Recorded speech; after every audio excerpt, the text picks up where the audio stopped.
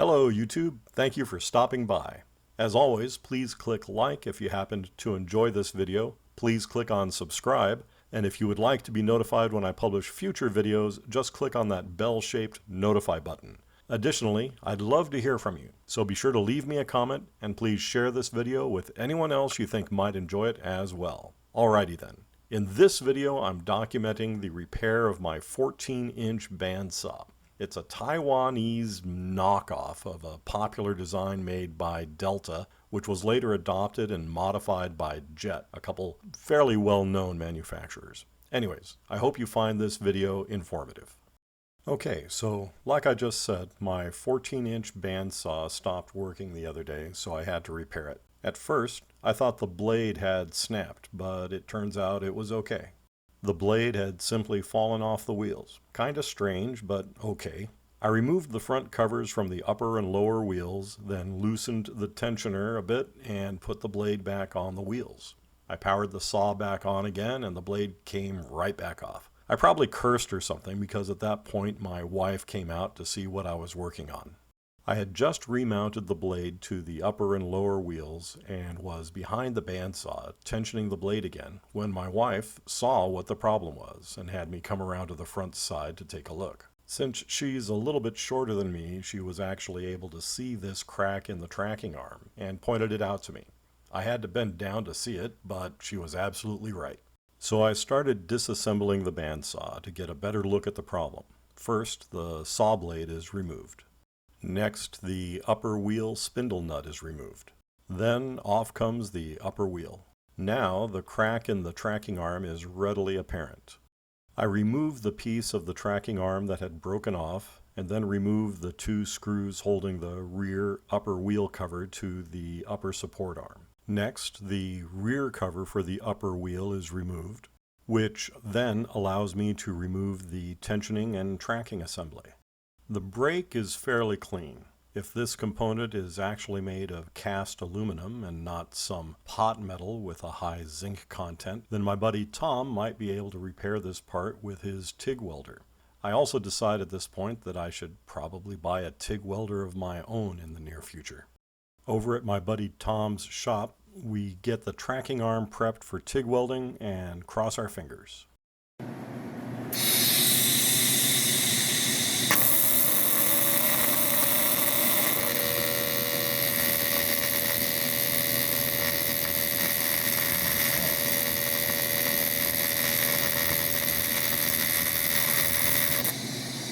Yeah, it doesn't. Unfortunately, it is immediately apparent that the part is indeed made of a zinc pot metal, so it cannot be TIG welded after all.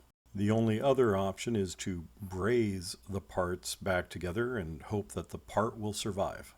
Brazing is a bit like soldering, but it's a lot stronger, although not nearly as strong as welding would have been. The problem with brazing is that we have to be really careful not to overheat the tracking arm itself, as it is made from a material that has a fairly low melting point as well. Slowly and carefully, Tom brazes the parts back together without melting the tracking arm. Once it cools off, a couple strength tests indicate that the repair is solid enough to put back into the saw. It will not win any beauty contests, but it just needs to work. And besides that, no one's actually ever going to see it anyways. Once I get the part back home, I start thinking about manufacturing my own replacement part and draw up a crude sketch to collect my thoughts. Since I am comfortable working with steel, and since it would be stronger than aluminum, I decide that it might be a fun thing to try to make. I discuss my thoughts with Tom, and he reminds me that a steel replacement part would be much heavier than the pot metal original, but he likes the idea,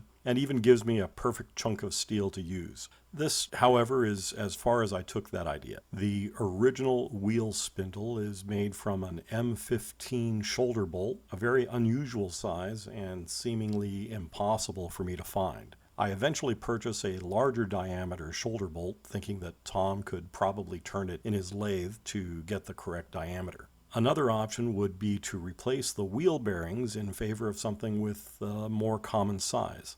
Eventually, because of the weight and the fact that the rest of the tensioner assembly is made from this same pot metal and kind of brittle, I decided to look a bit harder for replacement parts.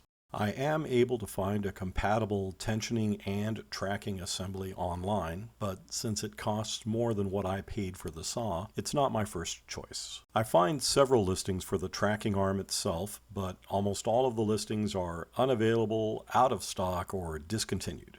I do find a couple listings which claim that they have the part on stock, but some, like the one pictured here, are missing the spindle bolt, while another was over $80. Again, much more than I would prefer to pay. Eventually, though, I find a suitable replacement at a reasonable price, and the spindle bolt is even the correct size too, although I did have to go and buy a nut for that spindle since the threads were different, so I couldn't use the nut from the original part. Additionally, the hinge pin sockets are also a smaller diameter than the pins I have from the old tracking arm.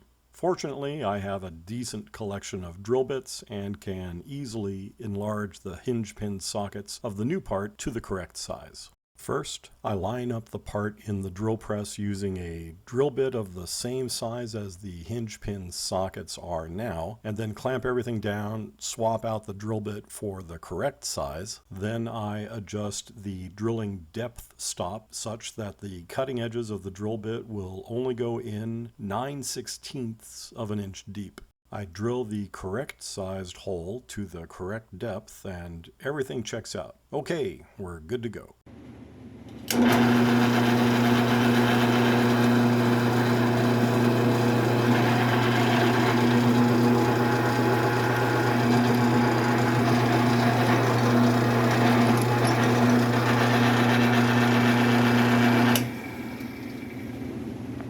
The entire process is repeated for the hinge pin socket on the other side of the tracking arm. Alignment using the current size drill bit, clamp down and recheck alignment, swap out the drill bit using the correct size, check and readjust the drill depth stop, and then drill out to a slightly larger hole on this side. It works perfectly.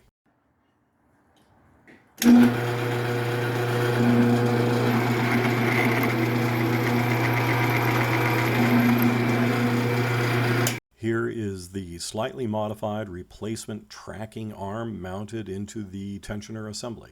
The repaired tensioning and tracking assembly is placed into the guides on the upper support arm. The rear cover for the upper wheel is reattached. The remaining components of the tensioning and tracking assembly are reinstalled.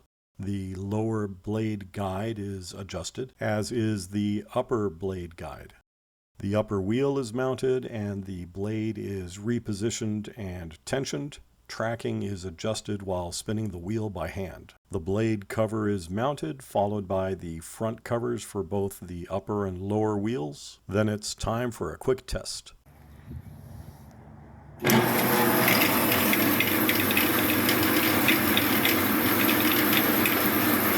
Huzzah! It works.